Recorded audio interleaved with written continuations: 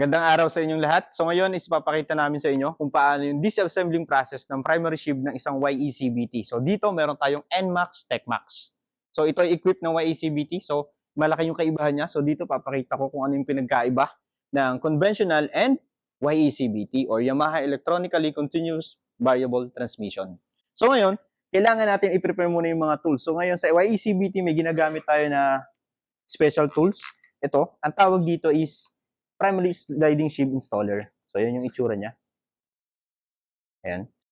Reminder lang na every time na magdi-disassemble tayo ng primary sliding sheave, dapat may naka-ready tayo na molycot grease. Just in case na mag-leaks, is meron tayong magagamit. Special grease siya na ginagamit for YECBT. We also need the YDT3 or Yamaha Diagnostic Tool 3 and laptop for initialization. Then, we need to prepare the tools that we are going to use for disassembling. First, we need to drain the engine oil. After natin ma-drain yung engine oil, kailangan natin tanggalin itong air filter case para magkaroon tayo ng madaling access dito sa kanyang ECBT or YECBT. So, syempre, para matanggal yan, tatanggalin natin itong mga fairings, side panels. Also, the seat and the under seat compartment. Kasama din dyan yung mga cover na kailangan natin tanggalin. So, ayan, open na yung ating CBT. So, sa YECBT, meron tayong mga main components. Meron tayong tinatawag na primary sheave position sensor. And then, meron tayong secondary sheave speed sensor. Meron din siyang TCU or Transmission Control Unit and ECBT motor. So, ang ginagawa ng dalawang sensor na to, nagsisend siya ng data dito kay TCU. And then si TCU naman, siya naman yung magko-control dito kay YECBT motor. If replacing B-belt yung gagawin nyo, ang kailangan nyo lang tanggalin is itong primary fixed sheave. So, hindi nyo na kailangan tanggalin yung primary sliding sheave. And then, hindi nyo na din kayo mag-undergo ng initialization. Ginagawa naman natin yung pagpapalit ng B-belt every 25,000 km. So, ngayon, tatanggalin na natin yung primary fixed sheave. When removing the primary fixed sheave, it is really important to use the proper tool to avoid any problem. Then, tanggalin na natin tong primary fixed sheave. So, pagtatanggal naman ng B-belt nito, kailangan ipiti mo lang yung torque cam para matanggal mo ng madali yung B-belt. So, pwede ka na magpalit ng B-belt na hindi tinatanggal yung primary sliding sheave. Kung cleaning naman ng CBT, syempre, kailangan natin tanggalin tong secondary sheave and primary sliding sheave. So, ngayon, is tanggalin muna natin tong secondary sheave. Use proper tool again when removing the secondary sheave. Sa pagtatanggal naman ng primary sliding sheave, dito na natin gagamitin yung ating special tool. Ito yung tinatawag na primary sliding sheave installer. So, meron siyang dalawa. So, meron siyang plug and then meron siyang cap. So, ito is ilalagay lang din natin dito sa may crankshaft.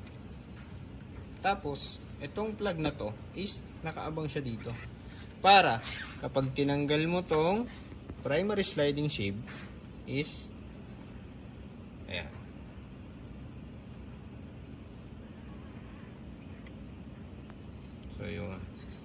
So ito yung plug na hindi mo dapat tanggalin dito sa loob ng collar. So para hindi rin tumagas yung kanyang molycot grease na nandoon sa loob ng collar. So ito namang isang tools, pwede natin siyang tanggalin. And then additional, itong collar na to or itong primary sheave na to, sliding sheave na to is hindi siya dinidisassemble.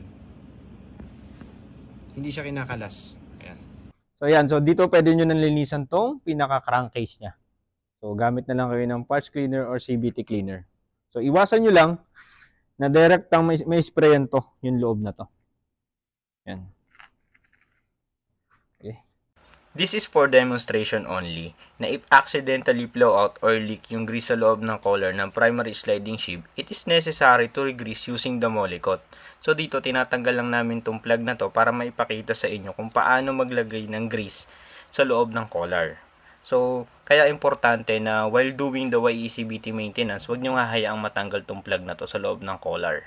Gagawin nyo lang, kuha lang kayo ng molycot grease na at least 2.2 grams na ipapasok nyo siya doon sa loob ng collar. So, mas maganda kung gagamit tayo dito ng pinakamaliit na daliri natin para maipasok natin siya ng ayos. Kasi meron siyang grease spot doon sa loob ng collar na dapat yun yung malalagyan natin. Sa picture na yan, yung meron lang red area, yan yung dapat na malagyan ng Molykote grease. After nyo malagyan, ibabalik nyo din tong plug sa loob ng collar. So yan, ipapasok nyo lang. Gamit lang kayo ng clean cloth or tissue para matanggalin yung mga excess or sumobrang Molykote grease, lalo na sa side na yan, para to avoid slip of V-belt. Then, pwede nyo na siyang ikabit ulit. So, bago natin ikabit yung primary sliding sheave para magawa natin yung initialization, kailangan ito is i-move muna natin sa end position. Itong screw fix na to. And then, para magawa yon, kailangan ilusin muna natin itong mga bolt na to ng loosen lang, pero seated pa rin siya. Ilulus lang natin.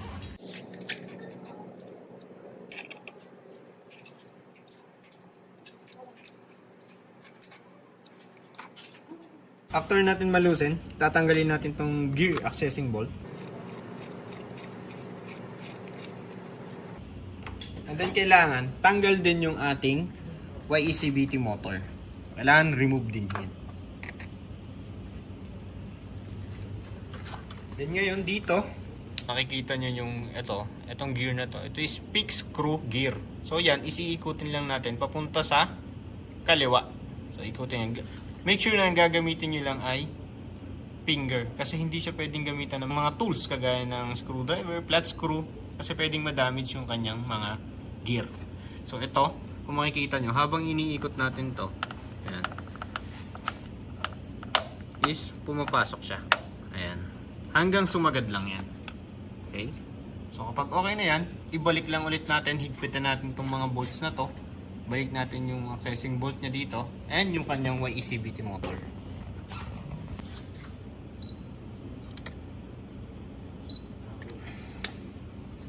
After nating matorque yung mga bolts kasama itong accessing bolt, and then naikabit na din natin itong YECBT motor, ngayon is ikakabit na natin itong primary sliding sheave. So ibabalik lang natin ito dito, kanyang installer, and then ito is papasok lang natin hanggang dun sa may umagad. Ayun. Then tanggalin natin yan. Ngayon is ikakabit naman natin yung bevel. Araw ng bevel. Pag ilalagay nyo na itong primary sheave nut, so lalagyan nyo siya ng lithium soap base grease. Itong part na to, konti lang. And then ito ding thread.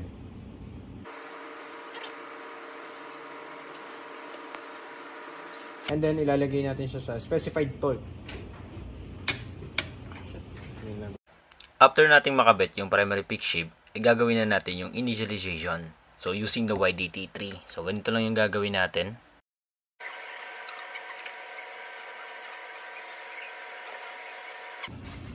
Ang pipiliin nyo dito is ang diagnosis of function. So click nyo lang yan.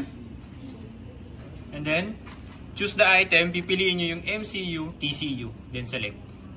So yan, may lalabas sa tatlong code, 71, 72, 78.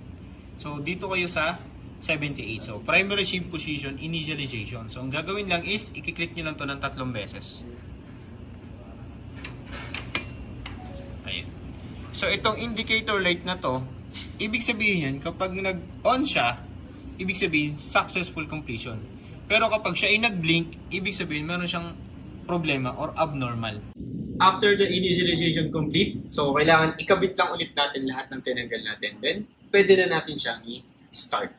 Ikabit na natin ngayon yung mga removed parts. Ngayon, paandarin natin itong motorcycle.